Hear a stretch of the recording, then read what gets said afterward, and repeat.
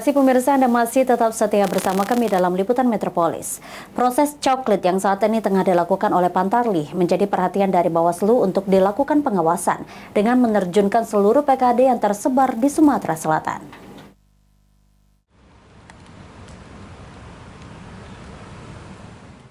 Dikemukakan oleh Komisioner Bawaslu Sumsel Divisi Pencegahan Partisipasi Masyarakat dan Hubungan Masyarakat Masyur Riyati, PKD yang ada di seluruh Sumsel dengan jumlah 3.249 diterjunkan untuk ikut melakukan pengawasan dalam proses coklit yang saat ini dilakukan oleh Pantarlih.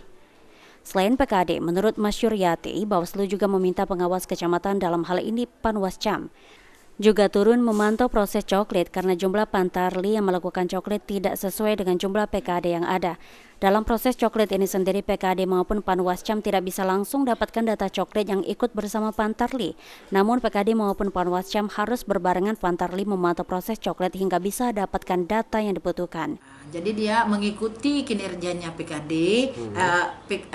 Pantarlih, para PKD ini melekat langsung. Jadi dia mempunyai strategi sendiri, mungkin beberapa jam mengikuti yang PKD ini, komunikasi, dan mereka minta data dengan Pantarlih masing-masing.